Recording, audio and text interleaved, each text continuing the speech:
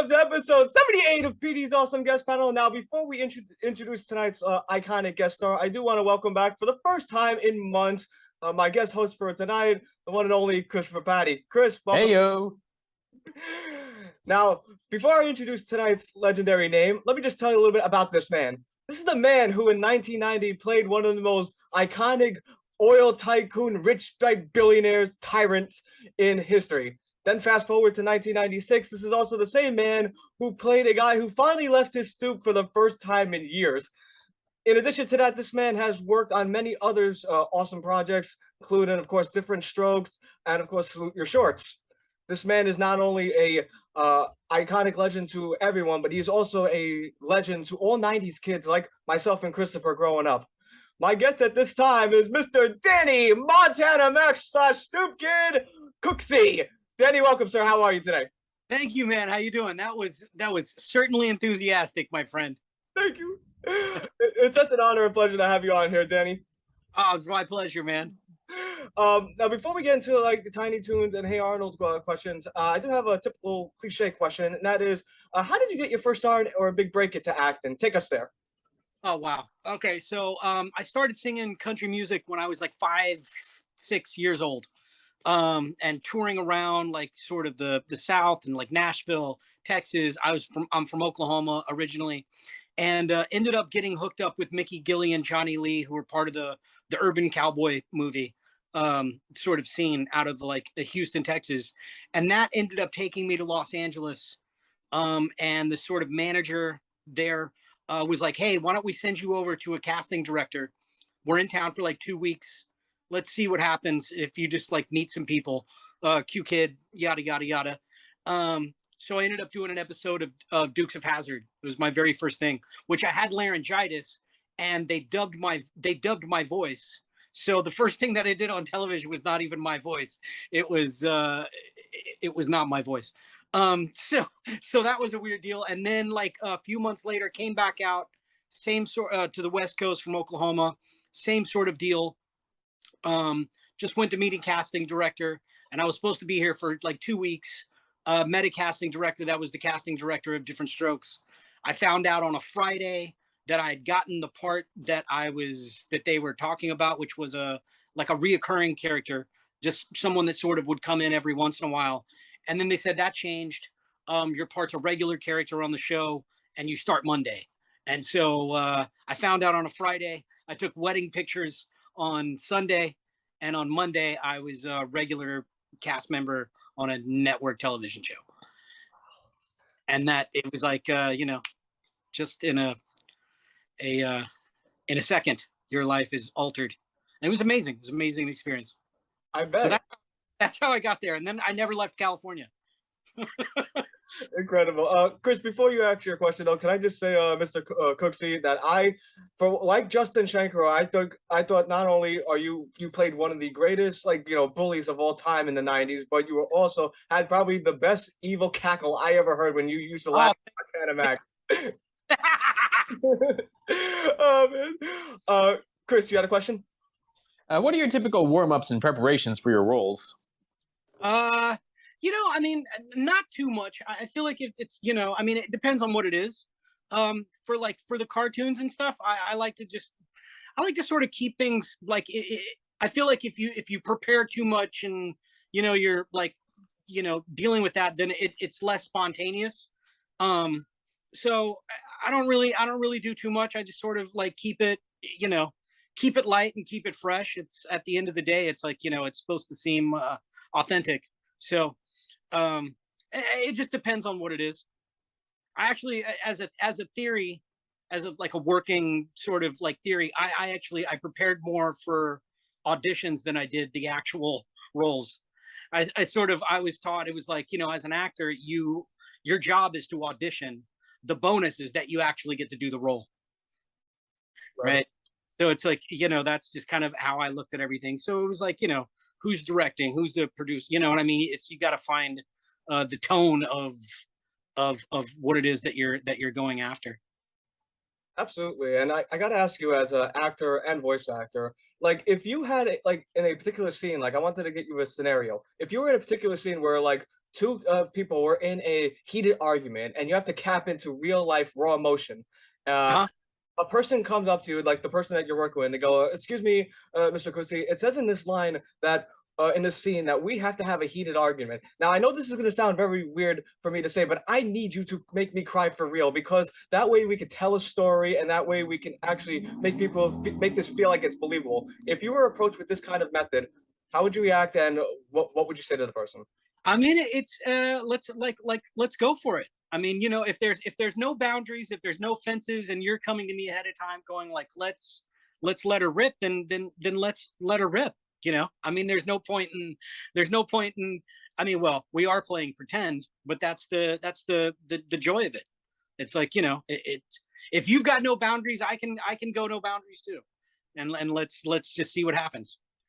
And you were excellent with the tap into raw emotion because every time Montana Max would shout like at the top of his lungs, he was telling a story. And yeah, I just wanted to say like Thank you. we're great at that. Character. Um, of course, Chris, you got a question, right, my man? What are some of your memories working on Salute Your Shorts, as well as auditioning for the role of Bobby Budnick?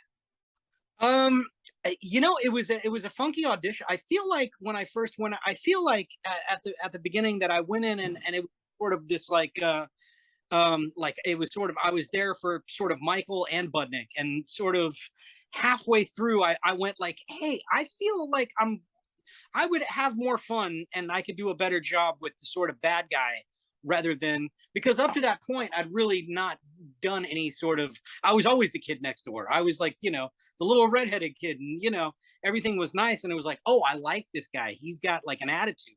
This is something new. This is something different. And about halfway through when we were doing the pilot, when I was there, I was with Michael Bauer, and they were sort of bringing people in to read with this person, and let's try this combination of people. And it felt pretty apparent, and I wasn't shocked when it was me and Michael, sort of, as Budnick and Donkey Lips. That was it. And as far as just memories, I mean, that show was so much fun.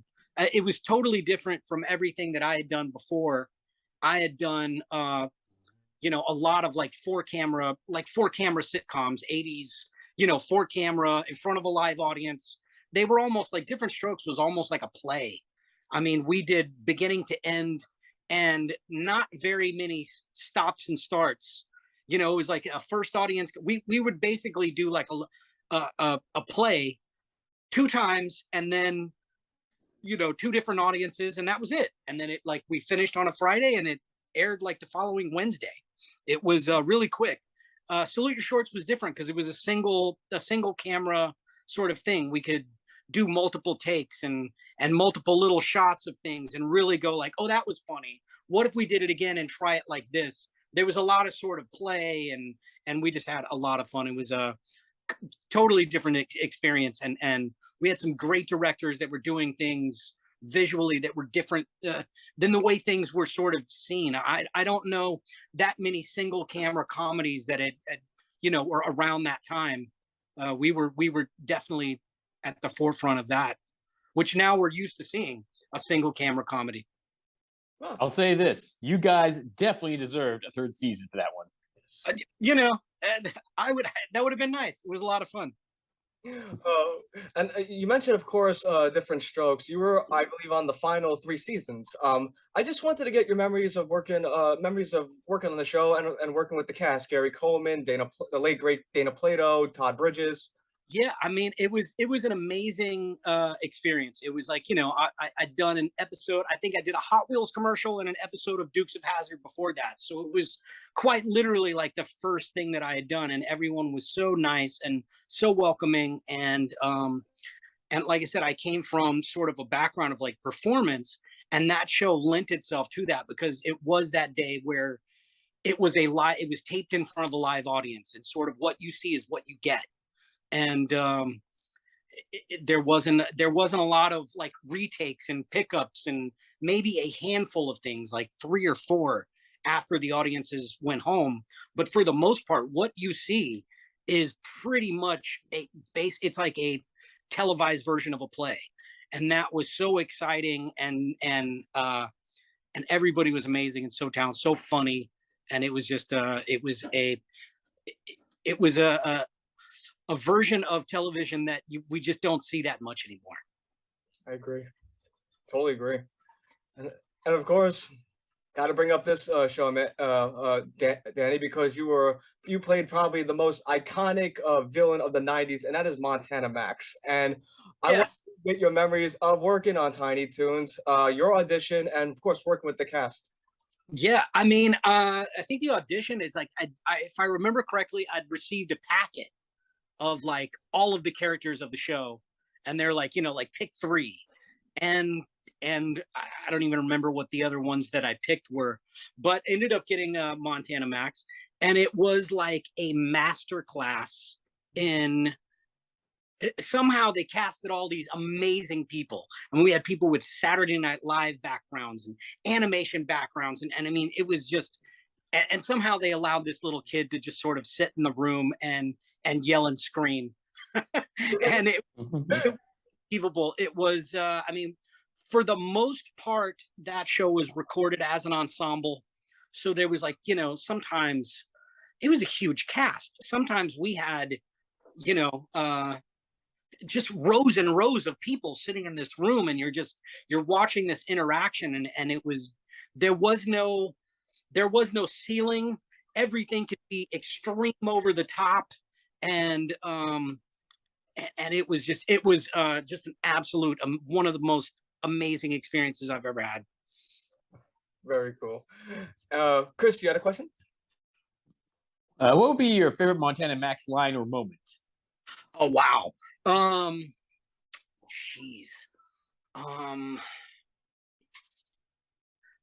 There were so many, and it's, sadly I was young, and it all sorts of like mold in together. I think we used to do that show. Like I said, we were an ensemble, and we would all sit in the room together, and we used to do read-throughs ahead of time that was not taped, and just sort of get an idea, and you'd get notes, and the stuff was going back and forth. And I remember there was definitely a part of that show where I'm sort of like coming in, and I think I was like 13, 14 maybe, in this room full of like, I mean, I'm sitting in a room with the guy that did the voice of Scooby-Doo. Do you know what I mean? Like I'm in, like I'm out of, I'm like, how am I here? Do you know what I mean? Like, how did I pinch myself? Like, this is crazy. And going through those read-throughs and sort of having that and finding that moment, especially with Max, where it would be this like sort of like quiet, sort of like a normal voice thing, and then just to scream out these, in the script it would be like ha, just one thing, and it would be like, and I'm going over there, ha, and it would just be, it was like the Pixies. It was loud, soft, loud, right? And then all of these people that were just amazing would laugh, and I went, I'm like getting legitimate fucking laughs here. Like, for me, that was by far like the biggest thing, is to go like, I'm holding my own here. This is pretty amazing. Pinch myself twice and go like, I can't believe I'm here. Oh, so many great memories on Tiny Toons, and thank you so much for those memories. Did you have a favorite episode to work on? It was such a fun show to do. What was the question, Chris? Did you have a favorite episode to work on? There was one called Citizen Max that was interesting, because like I said, I was young, and I was sort of it was fun because it was also this sort of introduction into other things. Like, I didn't know Citizen Kane, and they sort of came to me and go like, hey, this is like a take off this famous movie, and then to go and like, oh, like, here, it's one of those instances where you go, well, I should probably watch it, and and go like, okay, all right, like, I kind of see what they're doing here. You know what I mean? It was like, that was always the sort of, and it was a super heavy episode, for me, but it was like, it did sort of, you got the sense that you're doing something that was a little bit deeper than just your standard cartoon, which was amazing about that show, was just this, it was, it was really smart. It was great for kids, but at the same time, it's like it was a really intelligent show. I definitely want to ask you this one, Danny, because there was always a chemistry between Elmira and Montana Max. What was it like doing those recordings with Cree Summer? Fantastic. We had so much fun, and we ended up working together. We did a show called Barbarian together. I mean, I've known we were both so young. We were both the youngsters of that show, and it was just amazing. It was so much. We had so much fun. Cartoons are one of those things that it's like you really get to play. It's at the end of the day, and that was what was so great about Tom and Andre and all the people that sort of made that show what it was. It was like at the end of the day, it's super smart, it's super intelligent, but let's make it funny. It's a cartoon. Let's have fun. You know, it was not a pulling teeth. If you did something weird or something, you know, off the beaten path, if it's funny, let's go with it. And I think Cree and I both with Max and Elmira are like, if here's the top, that show existed somewhere way up above the top of the mountain. There was no ceiling, you know. Be as weird and as goofy as you could be. Go for it. My favorite Montana Max episode, at least one of them, would definitely be the prom episode. Where of course, like where Max insults Elmira, saying she had the brain of like a toaster oven, and he's like, "No, I was actually wrong. You don't have the brain of a toaster oven. You more have like a microwave." That all runs. That we did so many of those things. It was wild. And of course, you mentioned Pepperan. What memories of working on Pepperan as Milo Calamani? That was, once again, there was a totally different. I mean, I'd done Max and I'd done all of these, you know, sort of exaggerate, and then Milo is like the exact opposite. He is like as low energy as humanly possible.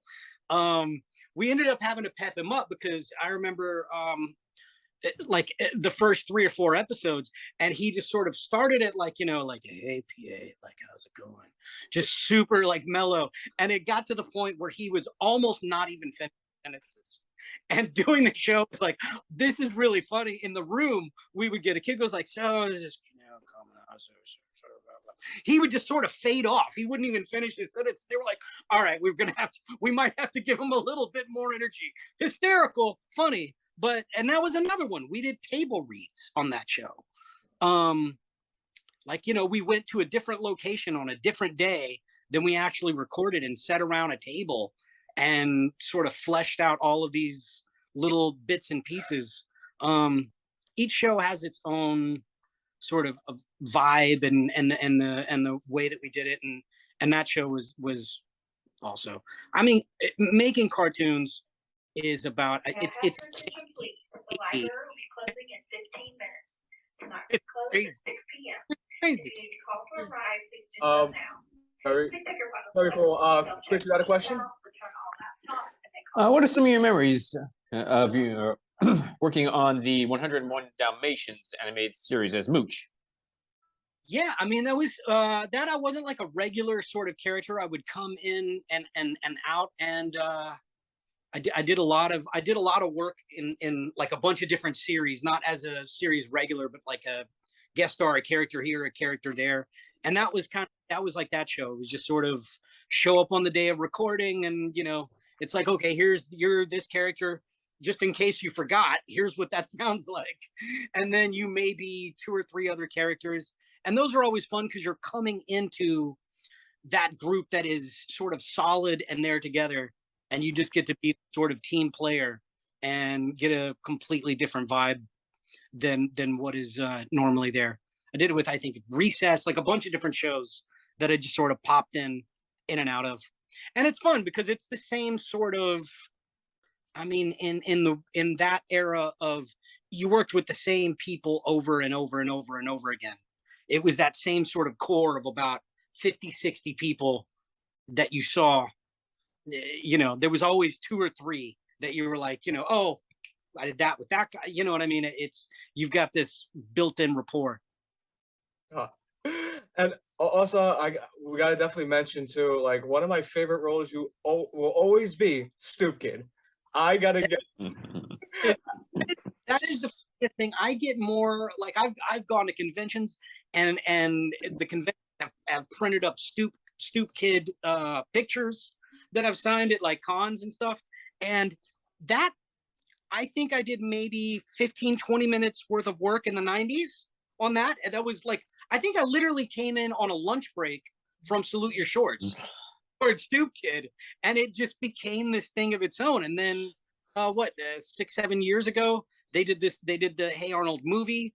And they like sent me a thing. They were like, can you still do this voice? Because I was a grown man compared to the boy that I was then. And I was like, yeah. So I think in total, I may have done an hour's worth of work over the course of like 30 plus years as Stoop Kid. But everybody remembers it. I mean, people have sent me buttons and like handmade drawings and like all sorts. It's really it's quite an honor to find something that is that sort of in the world that is like show business, to come in and go like, boom, here's this little thing, come in for a half hour, let's knock this out, and then people remember it and it takes on this like life of its own. I agree. And did you know there's actually a music video of Stoop Kid online that Nickelodeon put out I think 3 years ago? No, I had no idea. Oh, I gotta send you the link to that. The guy playing him looks just like him. Like he has the same flannel, the same unibrow, and I'm like, wow. I really wish Danny Cooksey sang this song. This would have been really good. I definitely. I get asked about that just about as much as I get asked about, Montana Max or any of the other ones. People get so jazzed; they just love that character.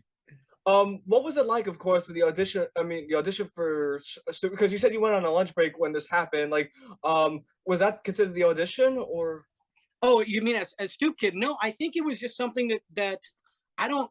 Well, it's hard to tell, but I think it was just one of those where they went, if somebody had heard, just sort of know what I did and my voice and was like, this is we just want you to come in and do this. It's real quick. It's just a few little lines. It'll take half hour or whatever, and just sort of popped in and did. I don't remember there being. I don't remember. It could have been, but I don't remember. I'll tell you a funny story though. That episode actually aired on October 30, 1996. I remember because I was laughing my ass off the entire day as this little kid in the first grade. Like, and then it's Halloween. It's like, and the kids are like looking at me like what are you laughing at? I'm like, I'm sorry, I just started this. I saw this really funny episode of Hey Arnold last night. I just got it stuck in my head. Yeah, no, it that for whatever reason that episode and that character, just people latched onto it. What was it like working with, of course, Taran Cordell and Justin Shankaro? It was so, like I said, it was on that particular show. It was so fast and in and out. I don't think I didn't work with any of the regular castmates. I was there by myself. Like I've never worked with anybody other than like just me and a microphone as Stoop Kid. It's always been just like me and Craig, just like boom, boom, boom. Let's knock this out. Let's do it. Great. All right. See ya. Awesome. Of course, between the show and then the movie that they made like 6 or 7 years ago, it may have been like an hour and a half worth of work tops. Chris, next question, buddy. Yeah. Oh, well, I was going to ask you about what it was like for you to reprise your role as Stoop Kid in the 2017 movie. But yeah, I guess you kind of covered that. Yeah, I kind of nailed that one in a roundabout way. It was funny though to hear because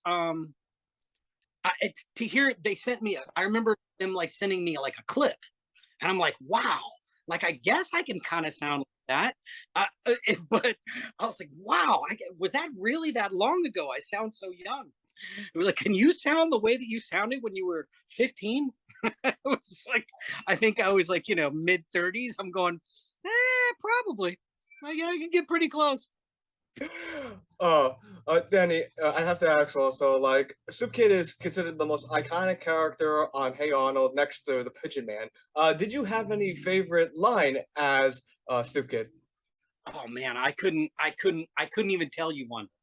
I could up until I remember sitting down. I went to a convention and they like had these, you sit at a table and there's like, I had assortment of pictures, and I'm like, which one is this? And they were like, oh, that's Stoop Kid from Hey Arnold. I was like, oh, that's what he looks like. I was, I completely missed it all the way around. I was like, oh, that's what he looks like. I would tell you two of my favorite lines of all time would be when you say a Stoop Kid, you go, you know, Arnold, you told me a very good thing. Now I can harass people from my stoop and from off my stoop. From off my stoop, yeah. Then there was that one, and then there was when Harold, and Chris, you probably remember this too, when Harold threw the ice cream on his step, and Stoop Kid goes, "Come here, fat boy! I'm gonna roll you downtown." It was, oh yeah, it was pretty aggressive. It was pretty. And of course, you did that trademark cackle at the end. You're like,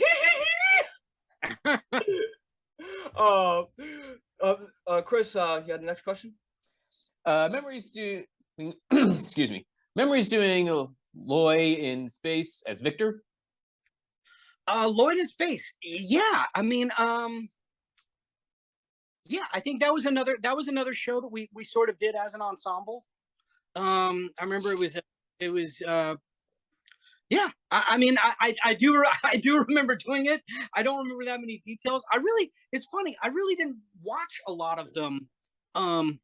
So it's like they exist almost in this sort of realm of like the studio and like the people that were there somewhat, and like these little encapsulations of time, the building that it was recorded in. That one, we were in this like in off of like Wilshire, in this like big high-rise building, as opposed to these little sort of studios that I was like used to. It was in like this very office setting, but yeah, it was a lot of fun. Lloyd's is a good show. I don't think I've ever seen it. Like I couldn't even tell you what Victor looks like. Ironically, you played another character named Victor on Ren and Stimpy. Memories of working on Ren and Stimpy. And I do. That was another one that was sort of this weird, I mean, that was literally in like an office space where you sort of like went in this like little like cubicle, almost a closet-like place, and it was so sort of indie. And knowing of the show, I mean, I'm going like, this is the weirdest thing Nickelodeon has ever put out. Up to that point, like they are really thinking outside the box. This show is very strange, and I'm super excited to be a part of it. I remember getting around the time that it came out, from Nickelodeon, I'd gotten a, you know, like a, I don't know what you call it, some swag that was like a Ren and Stimpy like t-shirt. And I just remember being like super stoked on being able to wear the Ren and Stimpy t-shirt, because it was like the coolest show on. That was one that I actually did watch. I don't know that I ever saw my episode, but as a fan of the show, I did watch the show. And I got to sing. I also sang on Flog, which was the little pat. It was like one of their, like the log commercial, except it was called Flog. I did some singing on that one, which was fun. Very cool. And of course, you were also on Are You Afraid of the Dark? Memories of doing that. Yeah, I did. That was that show was taped in Montreal, in Canada, and which the food in Montreal is amazing. It's like big sized American portions, but with all of the sauces and stuff, like the French stuff. It's not like, you know, one carrot and a pea and like a tiny little piece of meat. It's a big ass steak. Yeah, that was what I remember most about that, was how great the food was in Montreal. And also I got to go to Montreal Canadiens games in like the week and a half, 2 weeks that we were there in Montreal filming that episode. I got tickets to all of the hockey games, which was pretty amazing. Would you say that Are You Afraid of the Dark, out of all the production companies you worked with, had probably the best catering scene? It wasn't even the catering. It was literally this like that was right across the street from the hotel where I would walk across to eat every. Went to the same place every night. I got like a steak and potatoes and a steak tartare appetizer, and then whatever sauce they brought out with the steak, I ordered extra bread and just sopped it up like a redneck with a piece of white Wonder Bread. I was like, let's go. Bring me a plate of sauce and some bread. Let's go. Oh, I'm with you on that one, brother. Aerosmith was staying in the same hotel, so I got to watch them go to and fro. I think they were making a record or something, and I don't know what they were doing, but they were there the whole time I was there. They played Walk This Way? No, I think it was probably after that. I don't know let's see, it would have been the early 90s, so maybe, I don't know, but they were there. And see Steven Tyler coming, in and out of the hotel lobby as I was coming in and out of the hotel lobby. Wow. Chris. These are my recollections of that time period. It's pretty sad, but food, Steven Tyler, and hockey. There's nothing wrong with those memories, Mr. Cooksey. There's nothing wrong with that. Chris, you had another question, my man? Yeah. What were some of your memories of doing Terminator 2? And were you at all bothered that they didn't use you at all in the later movies? No, I think my character died. I think that I think he was initially sort of, when he went head first inside like a video game, which I think they ended up not using. But yeah, it was not a good outcome for young Tim. But I mean, that was an amazing experience to be on something, be a part of something that had that much. I mean, that was a big thing. I mean, I happened to be on set the day that they launched the semi truck into the LA River, and just like sort of watching them prepare for this setup, and then having, I mean, it's not like you're going to go through for a take two. This is like this was a huge production and a very big deal. And I was so happy to be a part of it. Ah, very cool.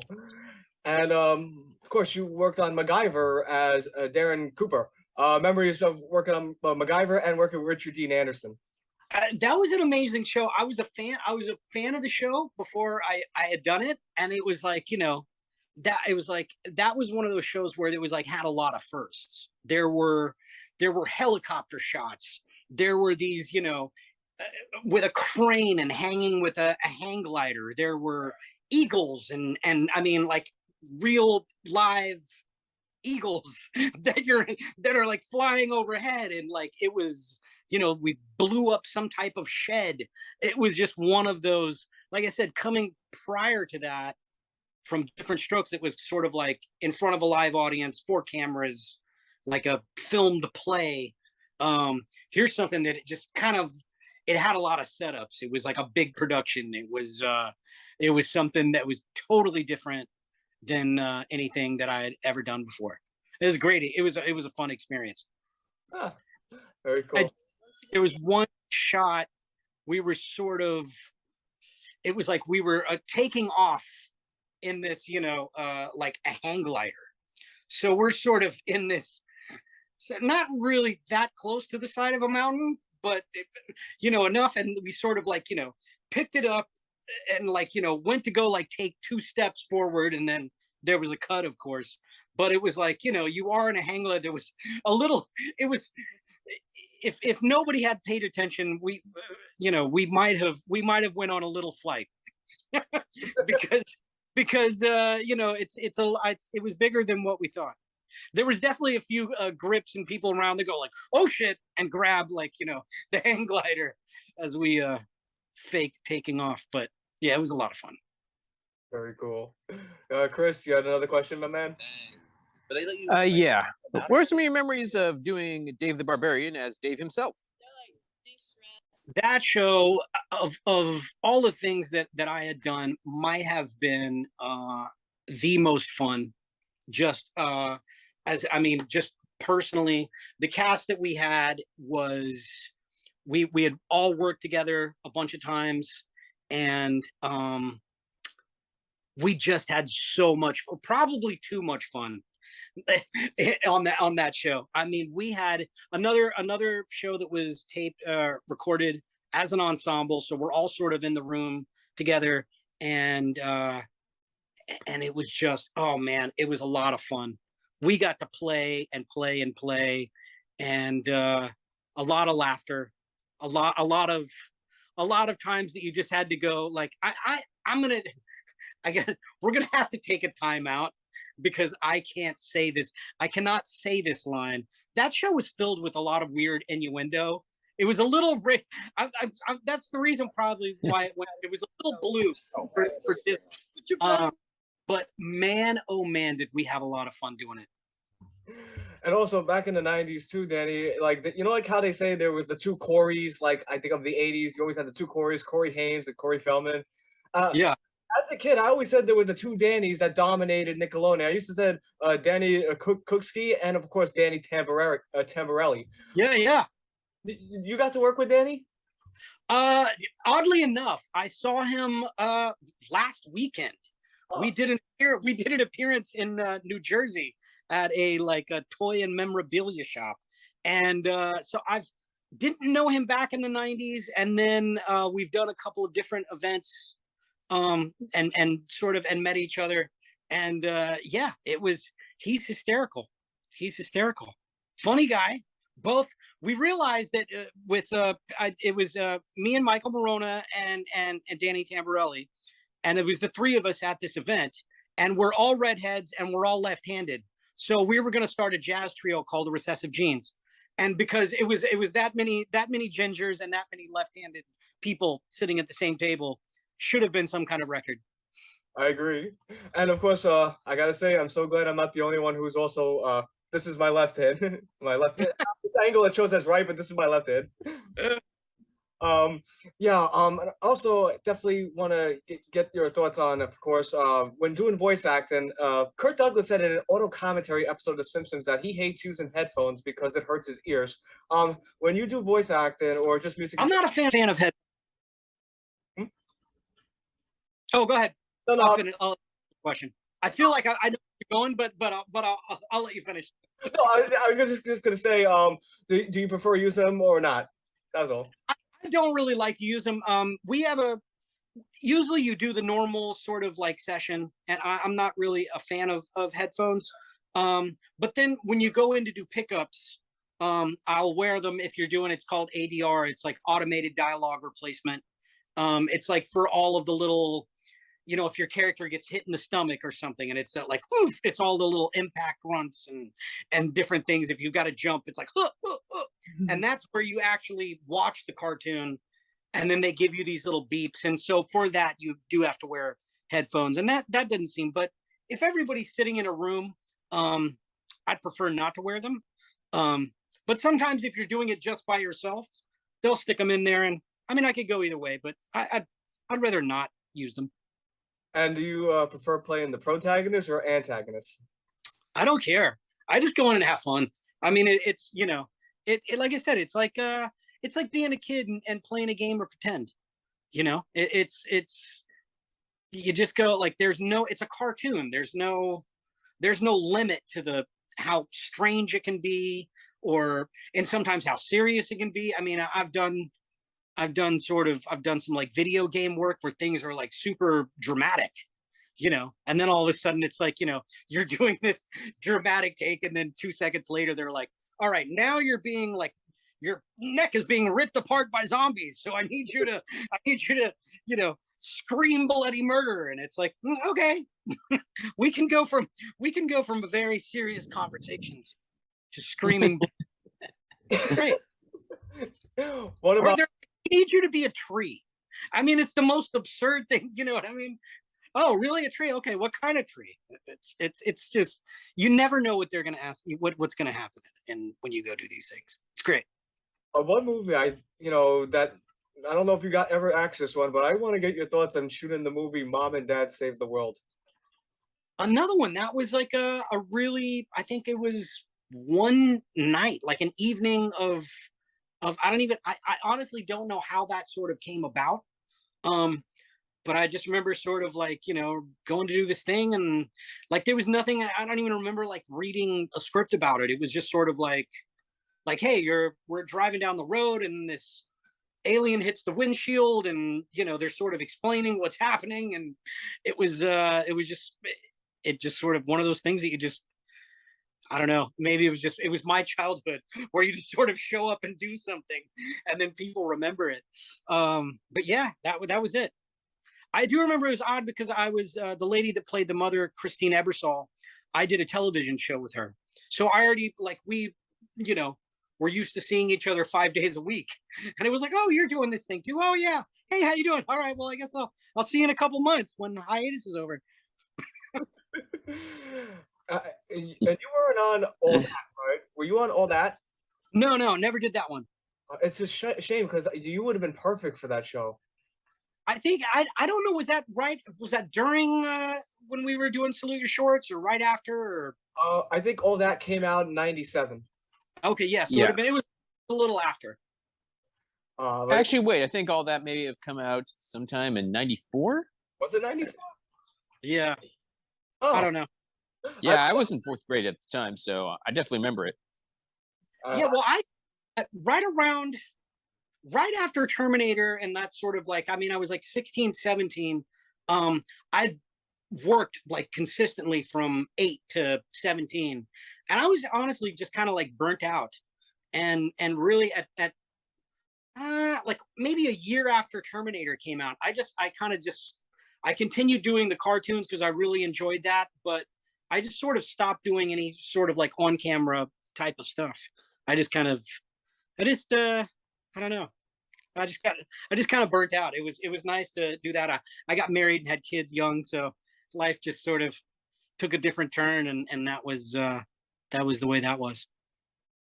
Very cool, though. Very, very awesome. Yeah, it was great. I mean, with animation, it's like I could show up in my pajamas if I wanted to.